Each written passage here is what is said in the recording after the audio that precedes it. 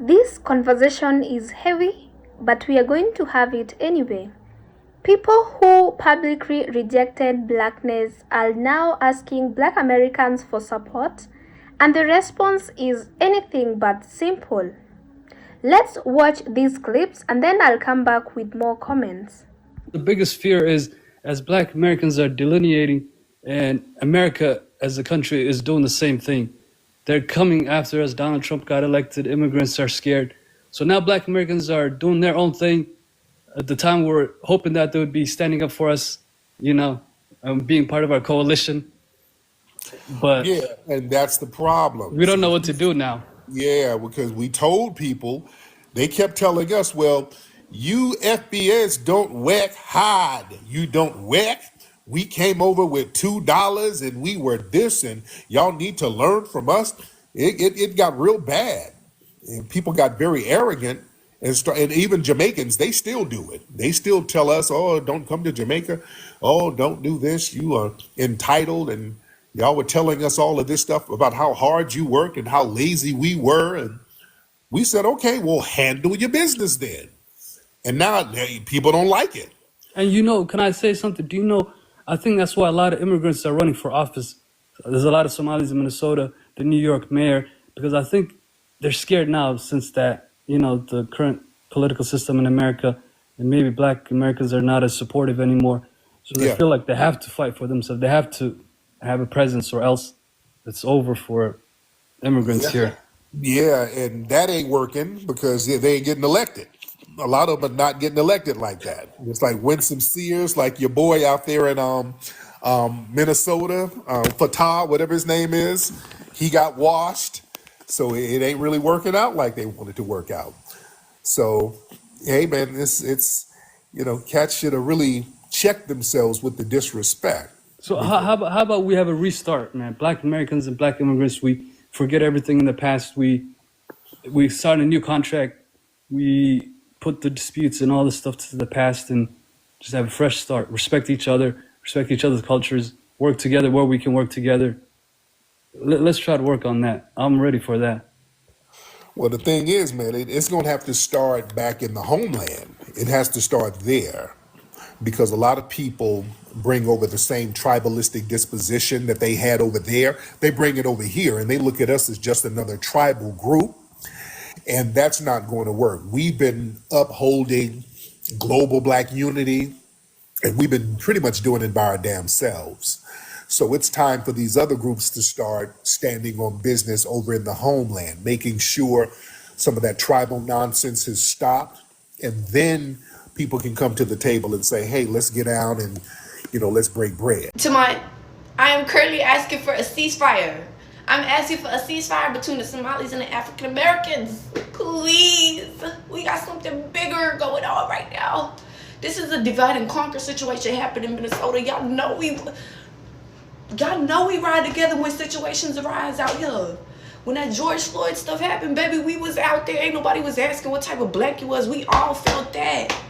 So I just don't want this ignorant conversation to overshadow what's really happening. Don't give them the upper hand. Why are we acting slow? I'm asking for a ceasefire. If you like me, please put down the shots.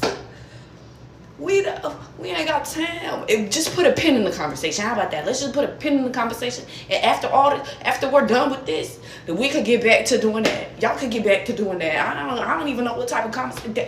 I'm gonna go finish my electrolytes because it's. For months online, some Somali voices went viral saying, Black Americans, we are not black.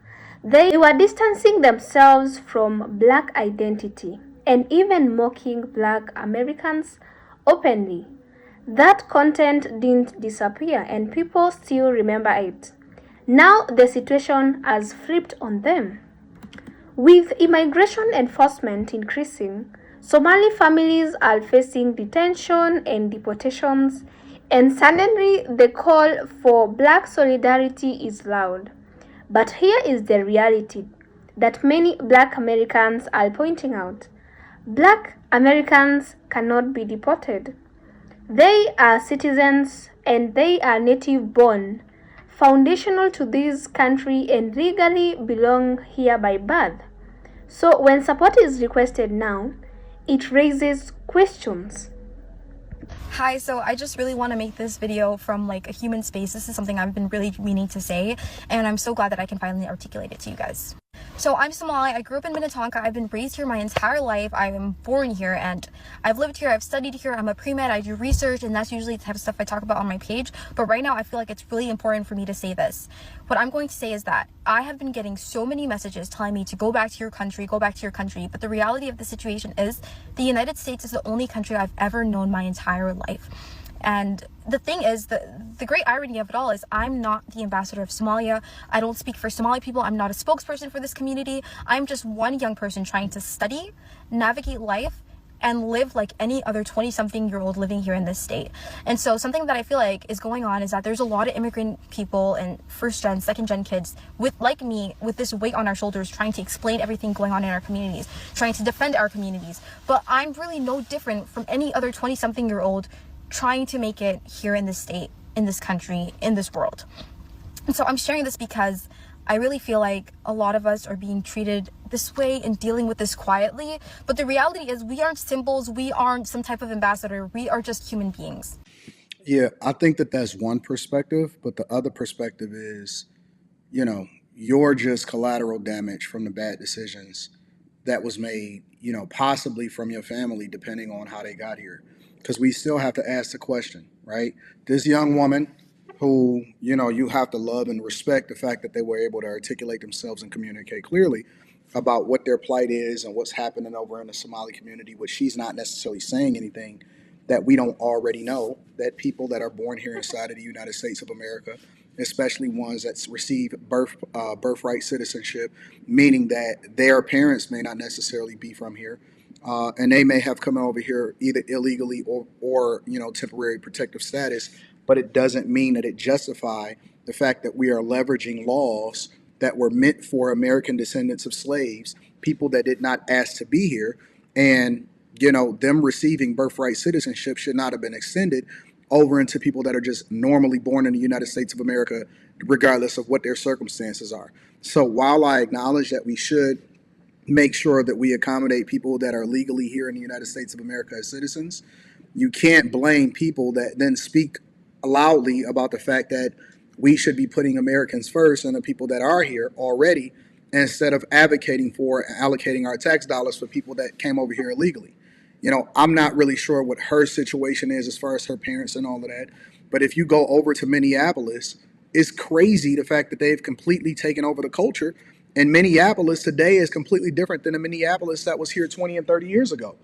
I mean, when you're talking about tens and hundreds of thousands of people that have basically taken Somalia and leveraged American capitalism and then came over here and then said that we want this to be like it was back home, but we're going to take your money and your resources. When you look at some of the reports of the money laundering and So the context is, if you said I'm not black when it benefited you, if you mocked black Americans online, if you rejected shared struggle, why would black Americans be expected to show up only when you need help? That's not hate, that's accountability. That's why the recent apology videos hit so hard. Tears, regret, calling for unity, and some viewers saw growth, others saw desperation. But for black Americans, they said, we warned you, you can't disown a community and then demand protection from it. Here is an uncomfortable truth. Two things can be true at the same time. Deportation is traumatic and serious, and solidarity isn't automatic. It is built over time. Yes, this video is directly to my people from Africa. Yes, I saw a video of a Congolese woman talking down on black Americans. I saw a video of an African woman talking trash to people who paved the way for you.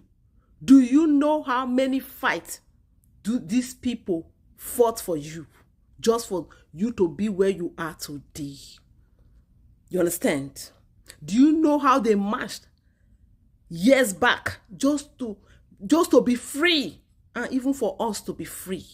Yeah, I saw a video of an African saying that why is it that people from Africa, and when they come to America, they easily make it. They make it more than the black Americans. Someone should answer her. Like, come on. You are from Congo. You are from Congo, and a lot is going on in Congo. If you know that you can actually make it, why did you not stay in your homeland and make it? What is the competition all about? What is the insult all about? I can't get these things right. What is all this competition all about? Let me tell you, yes, we know that black Americans, yes, their root is from Africa, right? For those of them that will accept, their root is from Africa. But this is their land. This is where they belong. They are from America. You can't come to people's land and be competing with them. You can't come to someone's place and be fighting them. Stop saying all this trash on social media. You Africans, you are doing the most with all this, your careers and everything. Who are you feeding? Are you feeding anyone?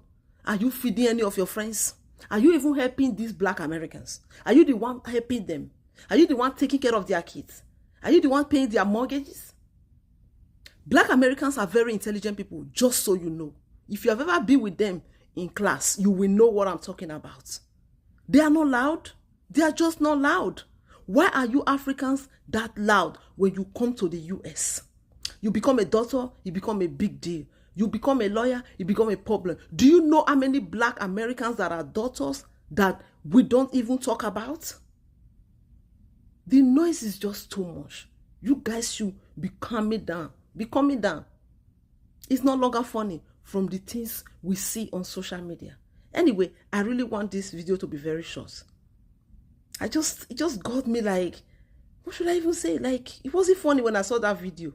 Why is it that? Is it a competition? Do what you want to do. Go to the higher school. Who cares about your career? Who cares about your education? Who cares about it? Anyway, guys, I'm your Edo Queen. All right, what do you think? Black Americans are not obligated to save anyone who openly rejects them. And at the same time, people are allowed to reflect and change. But forgiveness is not a deadline. And unity is not a switch you flip when consequences are live. This is not just about Somalis or even Black Americans. It's about what happens when online disrespect meets real-world consequences. Social media rewards division, but real life keeps receipt. Identity, history, and solidarity are not costumes you put on when things get hard. So a strong reflection here: if you don't claim blackness in peace, you cannot demand black unity in crisis. And that message, right or wrong, is why so many Black Americans are standing firm right now. So I want to hear your thoughts on the comments section. Not insults. Should solidarity be unconditional, or should it be reciprocal? Comment, give your views on the comment section below. And kindly remember to keep it respectful. Hit the like button if this breakdown added clarity, and subscribe if you want conversation that don't dodge uncomfortable truths. This isn't about cruelty, it's about memory, boundaries, and consequences. And the internet doesn't get to rewrite history just because the stakes changed. Thank you so much for watching. In case you're new on this channel, kindly join the family by hitting the subscribe button. I'll see you in the next one. Bye for now.